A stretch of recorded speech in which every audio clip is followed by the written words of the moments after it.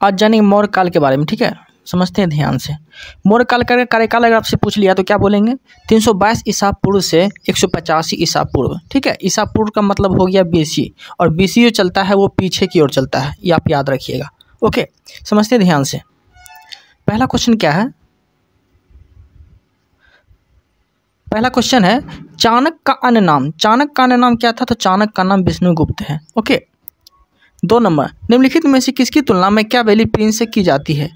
तो निम्नलिखित में से अर्थशास्त्र की तुलना जो है मैकियावेली प्रिंस से की जाती है। ठीक है। 3 नंबर, वह शासक कौन था जिसने सिंहासन पर बैठने से पहले अपने बड़े भाई की हत्या कर दिया था? ठीक है, तो वह अशोक था जो कि सुसीम की हत्या कर दिया, जो उसका बड़ा भाई था, तब जाके राजगद्दी पे अशोक बैठा था। यहाँ तो कोई दिक्कत नहीं है, आगे बढ़ते हैं। 4 नंबर देखते हैं। 4 नंबर क्वेश्चन क्या है? निम्नलिखित में से अशोक की पत्नी कौन थी? ठीक है, जो कि उसको सबसे ज़्यादा प्रभावित किया था। ठीक है, तो समझते हैं अशोक की जो पत्नी था तो वह थी मतलब कारूबाकी। ठीक है, कारूबाकी जो थी अशोक की प्रिय पत्नी का नाम था, जो जिसे वो सबसे ज़्यादा मानता था। अशोक ने अपने सभी अभिलेखों में एकरूपता से किस प्रकृति का प्रयोग किया करता था? ठीक है, तो अर्धमगधी भाषा में प्रयोग किया करता था अभिलेखों में। ठीक है, बिंदुसार ने विद्रोहियों को कुचलने के लिए अशोक को कहाँ भेजा था? तो अशोक को जो है तक्षशिला भेजा था। ठीक है, जैसे कि आप लोग जानते हैं बिंदुसार जो था अशोक का पिता था। समझते हैं ध्यान से। और अशोक किस वंश से था? तो मौर्य वंश से था, क्योंकि मौर्य वंश ही चल रहा है। आगे 7 नंबर। 7 नंबर क्वेश्चन क्या है? निम्नलिखित में से वह व्यक्ति कौन है जिसका नाम देवनाम प्रिय भी था? ठीक है, देवनाम प्रियदर्शी किसका नाम है? देवनाम प्रिय तो अशोक का नाम है। Okay, 8 number. 8 नंबर क्वेश्चन देखते हैं। निम्नलिखित में से प्राचीनतम राजवंश कौन सा था? तो मौर्य जो था वो प्राचीनतम राजवंश था। 9 नंबर, कौटिल्य चाणक्य का प्रधानमंत्री था। कहने का अर्थ यह हो गया कौटिल्य या चाणक्य दोनों एक ही नाम है। ये चाणक्य जो था वो किसका प्रधानमंत्री था, किसके दरबार में? तो चंद्रगुप्त मौर्य के दरबार में प्रधानमंत्री था यह। ठीक है, और एक बात याद रखिएगा कि कौटिल्य मतलब विष्णुगुप्त या चाणक्य। ठीक है, इसी की सहायता से जो है चंद्रगुप्त मौर्य को राज सिंहासन मिला था। ठीक है, याद रखिएगा, जो कि धनानंद की हत्या करके चंद्रगुप्त मौर्य राजगद्दी पे बैठा था। कलिंग विजय के उपरांत अशोक महान ने निम्नलिखित में से किस धर्म को अंगीकार कर दिया था? ठीक है, तो बौद्ध धर्म को। 11 नंबर, चंद्रगुप्त के शासन विस्तार में किसने मुख्य रूप से मदद की थी? ठीक है, तो चाणक्य ने मदद की थी, और बाद में से क्या बना दिया? तो PM बना दिया। PM मतलब प्रधानमंत्री बना दिया था हमने दरबार का। कौन? तो चंद्रगुप्त मौर्य। 12 नंबर, सांची किस कला और मूर्ति कला निरूपित करता है? तो बौद्धों को निरूपित करता है। ठीक है, यहाँ तो कोई दिक्कत नहीं है। अब देखते हैं 13 नंबर। मेरा लुसेंट का जो ये ऑब्जेक्टिव सेशन चल रहा है ये हमेशा चलता रहेगा, जो एग्जाम के लिए काफ़ी इंपॉर्टेंट है। 13 नंबर क्वेश्चन देखते हैं। प्राचीन भारत का वह प्रसिद्ध शासक जिसने अपने जीवन के अंतिम दिनों में जैन धर्म को अपना लिया था? तो चंद्रगुप्त मौर्य ने जैन धर्म को अपना लिया था। और ये बात याद रखिएगा, चंद्रगुप्त मौर्य का जब मृत्यु हुआ था तो संलेखना विधि के द्वारा हुआ था। ठीक है, संलेखना विधि के द्वारा जो है श्रवण बेलगोला में इसका मृत्यु हो गया था। और मृत्यु हुआ नहीं था, बल्कि वो भूख प्यास त्याग के अपना मृत्यु ग्रहण कर लिया था। ठीक है, इस तरह से। 14 नंबर, चंद्रगुप्त मौर्य की स्थापना किसने किया था? मतलब मौर्य वंश की स्थापना किसने किया था? चंद्रगुप्त मौर्य ने किया था, और चाणक्य की सहायता से किया था। ठीक है। 15 नंबर, मौर्य साम्राज्य में प्रचलित मुद्रा का क्या नाम था? तो पन्न। मौर्य साम्राज्य की मुद्रा क्या थी? तो पन्न थी। 16 नंबर, निम्नलिखित में से कौन मौर्य वंश का शासक नहीं था इसमें? तो अजातशत्रु। अजातशत्रु जो था मौर्य वंश का शासक नहीं था, बल्कि अजातशत्रु जो था वो किस वंश का था? तो हर्यक वंश के था। ठीक है, हर्यक वंश से था अजातशत्रु, ये बात याद रखिएगा। ओके। 17 नंबर, निम्नलिखित में से कौन अशोक का उत्तराधिकारी हुआ? तो अशोक का जो उत्तराधिकारी हुआ वो कुणाल हुआ। ठीक है। 18 नंबर, मुद्रा राक्षस के लेखक कौन है? तो विशाखदत्त है मुद्रा राक्षस के लेखक। विशाखदत्त के प्राचीनतम भारत नाटक मुद्रा राक्षस की विषय वस्तु है। तो विषय वस्तु क्या है? तो चंद्रगुप्त मौर्य के समय दरबार की दुर्सिंधियाँ के बारे में वर्णित है। ठीक है। 20 नंबर, मालवा, गुजरात, महाराष्ट्र किस शासक ने पहली बार जीते थे? तो मालवा, गुजरात और महाराष्ट्र किस शासक ने पहली बार जीता था? तो चंद्रगुप्त मौर्य ने ही जीता था। ठीक है। किसने सहिष्णुता, उदारता और करुणा त्रिविध आधार पर राजवंश की स्थापना किया था? तो वह किया था अशोक ने राजवंश की स्थापना किया था। ठीक है। एक बात याद रखिएगा, अशोक के 13वें शिलालेख में जो है कलिंग युग के बारे में वर्णन किया गया है। ठीक है। और कलिंग युद्ध के दौरान ही अशोक का जो है हृदय परिवर्तन हुआ और जाके वो शस्त्र त्याग दिया था। ओके, याद रखिएगा। 22 नंबर, निम्नलिखित में से किस शहर में अशोक के शिलालेख नहीं है? तो पाटलिपुत्र में जो अशोक के शिलालेख नहीं है, बाकी गिरनार में, गंधार में, टोपरा में ये सब अशोक के शिलालेख मिलता है। ठीक है। अर्थशास्त्र के लेखक समकालीन था, चंद्रगुप्त मौर्य के समकालीन था। ठीक है। मतलब अर्थशास्त्र के लेखक कौन था? ठीक है। तो वो चाणक्य था ना, चाणक्य था। ठीक है। और चाणक्य किसके दरबार में रहता था? तो पीएम था। किसके दरबार में? चंद्रगुप्त मौर्य के दरबार में। और यही जो है अर्थशास्त्र के लेखक थे। मतलब कि अर्थशास्त्र मतलब इकोनॉमी के बारे में नहीं बोल रहे हैं हम। इसका जो अर्थशास्त्र था चाणक्य का, वो राजनीतिक पे आधारित था। ठीक है, याद रखिएगा। 24 नंबर, नंद वंश के पश्चात मगध पर किस राजवंश ने शासन किया था? तो नंद वंश के बाद जो है चंद्रगुप्त मौर्य ने शासन किया था। और चंद्रगुप्त मौर्य जो शासन किया था तो मौर्य वंश की स्थापना तो वही किया था। और नंद वंश के अंतिम जो राजा थे धनानंद की जो है हत्या करके वो राजगद्दी पे बैठा था। ठीक है, याद रखिएगा। 25 नंबर, मौर्य काल में शिक्षा का सर्वाधिक प्रसिद्ध केंद्र क्या था? तो शिक्षा का जो सर्वाधिक प्रसिद्ध केंद्र था वो तक्षशिला था। तक्षशिला कहाँ पड़ता है? तो पाकिस्तान में पड़ता है। ये बात याद रखिएगा। ठीक है। मेगास्थनीज की पुस्तक का क्या नाम था? तो इंडिका जो लिखा था वो मेगास्थनीज ही लिखा था। याद रखिएगा। ठीक है। 27 नंबर, किसके ग्रंथ में चंद्रगुप्त मौर्य विशिष्ट रूप से वर्णन हुआ है? ठीक है, तो विशाखदत्त का वर्णन हुआ है। 28 नंबर, वह स्रोत जिसमें पाटलिपुत्र के प्रशासन का वर्णन उपलब्ध है वह कौन सा है? तो वह है इंडिका। और इंडिका लिखा किसने था? तो मेगास्थनीज ने लिखा था। यह बात याद रखिएगा।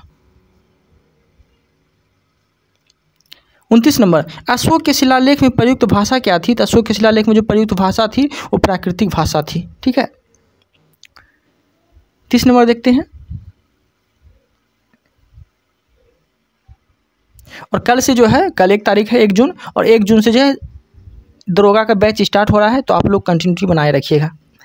निम्नलिखित में से किस मौर्य राजा ने दक्कन की विजय प्राप्त की थी? चंद्रगुप्त मौर्य ने दक्कन की विजय प्राप्त की थी। ठीक है। मेगास्थनीज ने भारतीय समाज को कितने श्रेणियों में विभाजित किया था? तो वह किया था 7 श्रेणियों में विभाजित किया था।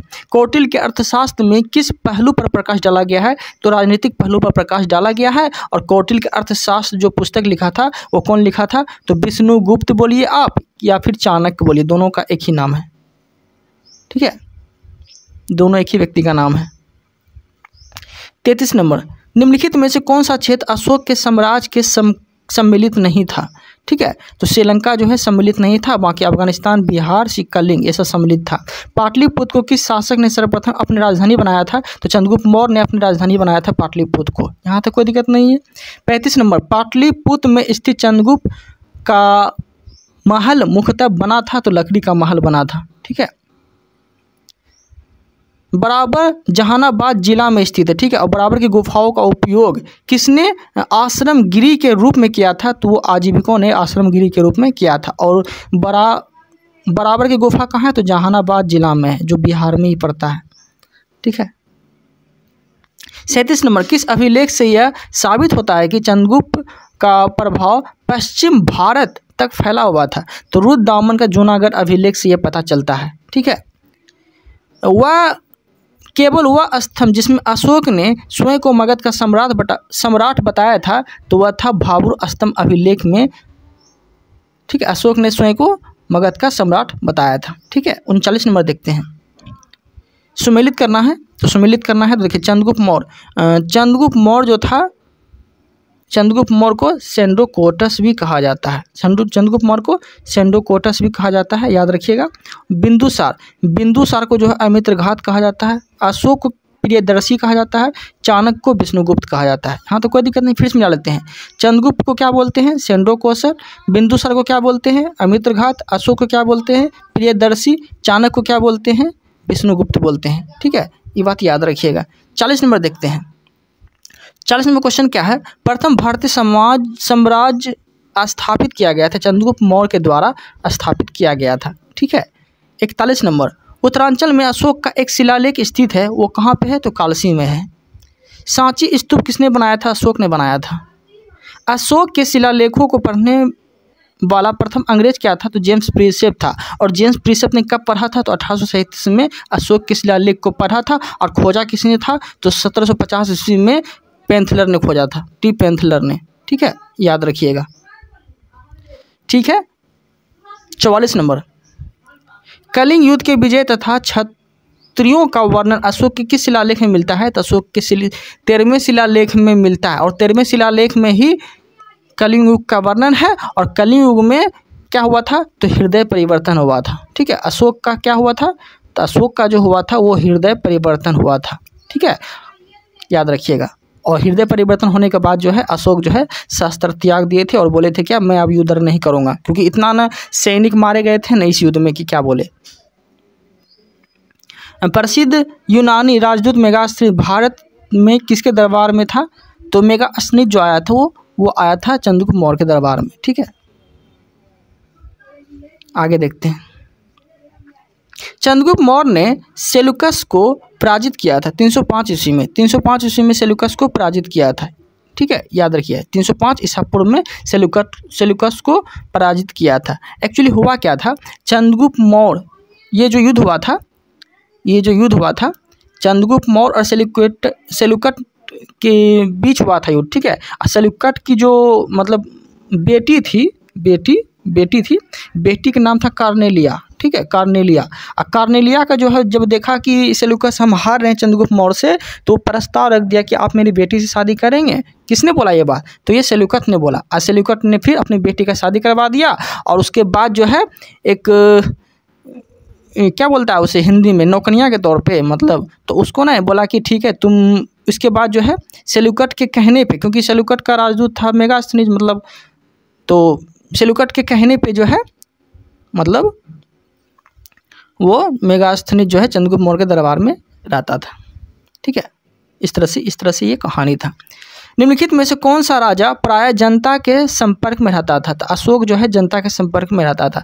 अशोक ने 261 ईसा पूर्व में कलिंग को जीतने के बाद क्या किया? तो भारी रक्तपात देखकर वो जो है ना हृदय परिवर्तन हो गया। कहने का अर्थ हो गया नीति को सदा के लिए त्याग दिया, वो मारधाड़ छोड़ दिया। वो कौन? तो अशोक के अधिकांश अभिलेख किस भाषा में मिलते हैं? तो प्राकृतिक और ब्राह्मणी भाषा में मिलते हैं। ठीक है, किस ग्रंथ में चंद्रगुप्त मौर्य के लिए ब्रिसल या निम्न कुल, ब्रिसल का अर्थ होता है निम्न कुल, का शब्द का प्रयोग किया गया है? तो मुद्दा राक्षस में किया गया। और मुद्दा राक्षस के लेखक कौन है? तो विशाखदत्त।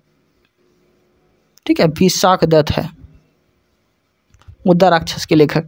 ठीक है, यहाँ तो कोई दिक्कत नहीं है, समझते हैं। अब 51 नंबर, मौर्य नरेश के बारे में निम्न में से कौन सा कथन सही है? तो उन्होंने विकास किया था। ठीक है, तो कहने का अर्थ हो गया, इसका आंसर हो जाएगा 1 2 3 1 3 4, मतलब संस्कृत कला और साहित्य में और प्रांतीय विभाजन में। और 4 नंबर क्या है?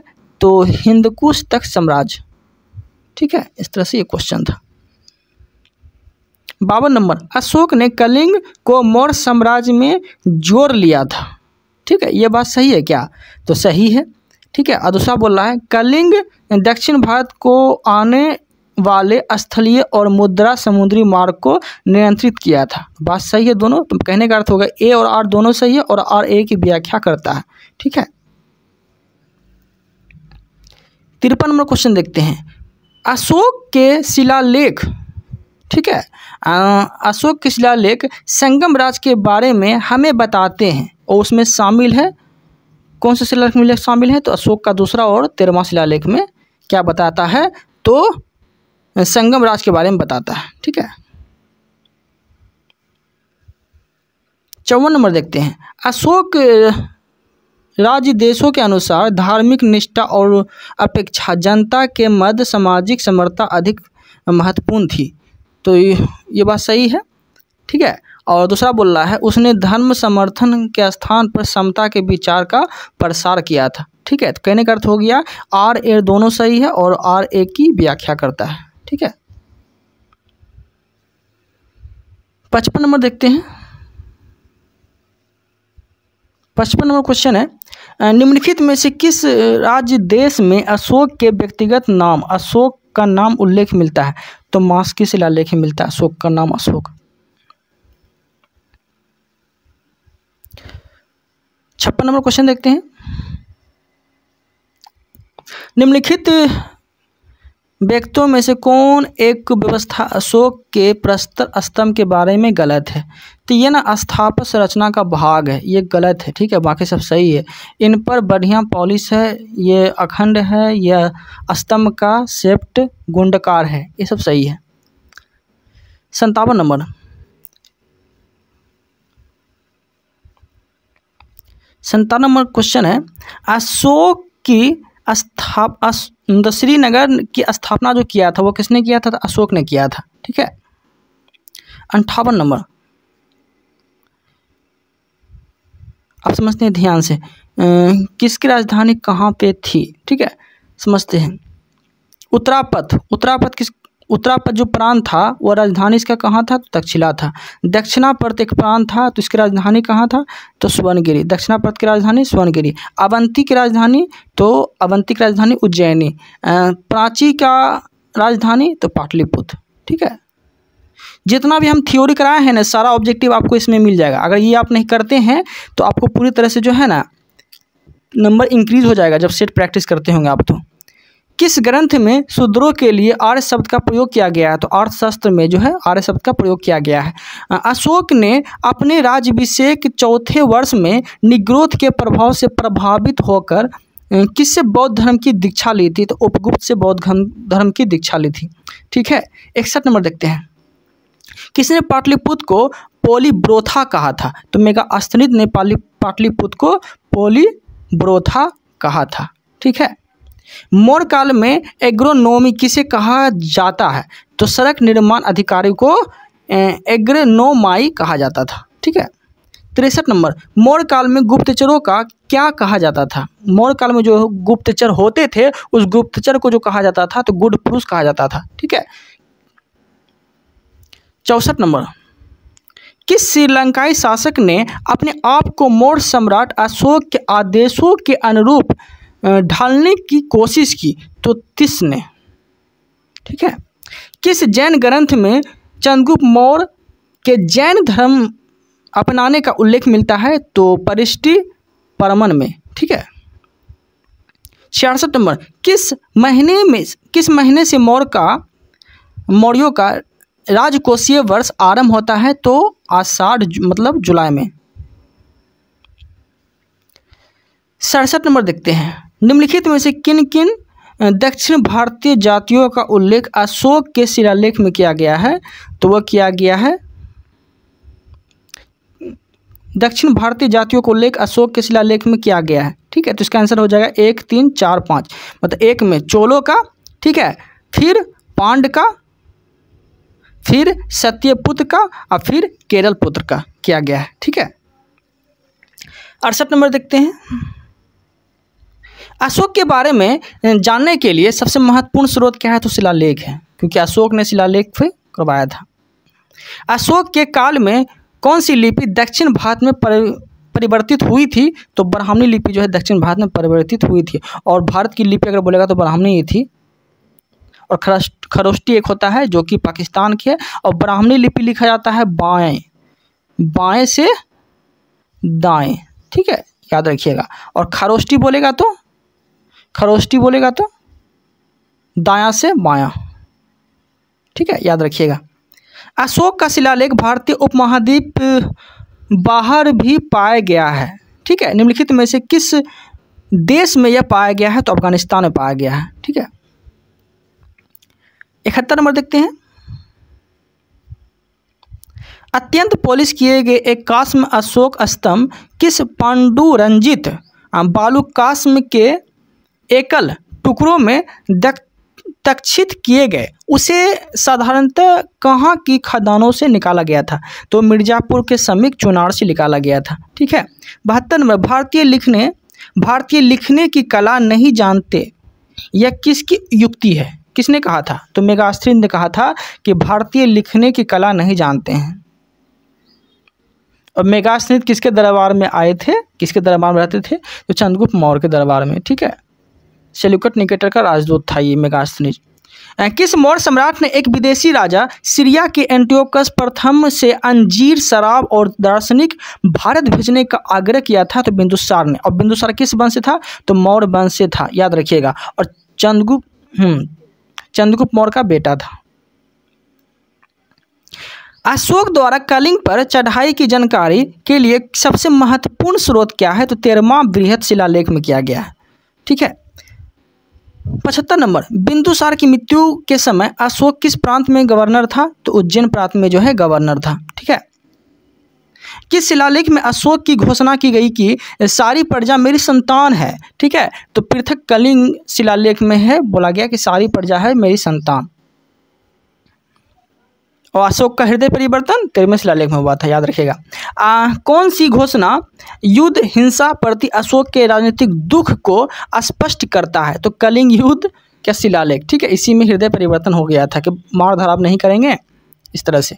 किस शिलालेख में अशोक की यह घोषणा अंकित है कि किसी भी समय चाहे मैं खाता रहूं या रानी के साथ विश्राम करता रहूं या मैं अपने अंतःशाला में रहूं, जहाँ भी रहूं मेरे महामात्र मुझे सार्वजनिक कार्य के लिए संपर्क कर सकते हैं। कहने का अर्थ यह हो गया कि चाहे मैं खाता हूँ, पीता हूँ या कहीं भी रहूं, ठीक है, मतलब मेरा जो है महामात्र मुझे संपर्क कर सकते हैं। ये बात बोला गया है 6ठे शिलालेख में। 79 नंबर, निम्नलिखित में से कौन अवरोही क्रम में मौर्य साम्राज्य के अधिकारियों के नाम बताता है? तो पारदेशिक, राजूक और युक्तक। पारदेशिक, राजूक और युक्तक। ठीक है। विष्टि क्या था? विष्टि क्या था? तो बेगारी। विष्टि मतलब बेगारी। ठीक है। 81 नंबर, मौर्य काल में सीता से तात्पर्य, मतलब सीता क्या होता था? तो सीता जो है राजकीय भूमि प्राप्त आय होता था, मतलब कर होता था। ठीक है। निम्नलिखित में से मौर्य कला का सबसे अच्छा नमूना है? तो वह है स्तंभ। जहां से प्राप्त अभिलेख मौर्य काल में अकाल सूखा जैसी देवी प्रकोप से समय राज द्वारा राहत किए जाने का विवरण मिलता है, तो वह है महास्थान, बांग्लादेश में। 84 नंबर, अशोक ने श्रीलंका में बौद्ध धर्म का प्रचार हेतु किसे भेजा था? तो ए और 2 मतलब महेंद्र और संघमित्रा को भेजा था। ठीक है, याद रखिएगा। अशोक के मन सहरा पाकिस्तान में जो है एवं शाहबाजी जो कि पाकिस्तान से प्राप्त बृहद शिलालेख किस लिपि का प्रयोग किया गया था? तो खरोष्टी, क्योंकि खरोष्टी जो है पाकिस्तान का ही लिपि था। और ब्राह्मणी भारत का। कहाँ से अशोक के द्विभाषी ग्रीक और अरमाइक अभिलेख प्राप्त हुए हैं? तो सर एक कुन्हा मतलब गंधार से। ठीक है। कौटिल्य द्वारा रचित अर्थशास्त्र कितने अधिकरण में विभाजित है? तो 16 अधिकरण में विभाजित है। ठीक है, याद रखिएगा। और कौटिल्य मतलब चंद्रगुप्त मौर्य के दरबार में जो है पीएम रहते थे। ठीक है। आगे, अर्थशास्त्र में उल्लेखित स्तंभ सप्तांग शामिल है? तो राजा क्षेत्र प्रशासन कोश। 89 नंबर, अशोक का समकालीन तुर्मै कहाँ का राजा था? तो मिस्र का राजा था। ठीक है, याद रखिएगा। 90 नंबर, किसके शासनकाल में डिमेकस भारत आया था? तो बिंदुसार के शासनकाल में जो है आया था। निम्नलिखित में से अभिलेखों में से किसमें अशोक का नमो उल्लेख हुआ है? तो गुजरा अभिलेख में नमो उल्लेख हुआ है। ठीक है। ओके देन, इस वीडियो में इतना ही। मिलते हैं हम लोग अगले वीडियो में। अगर आप लोग को मेरा कंटेंट अच्छा लग रहा है तो चैनल को सब्सक्राइब कर लीजिएगा। और कल 1 जून है, तो कल 1 जून से जो है बिहार दरोगा का बैच स्टार्ट हो रहा है। Thank you, thanks for watching.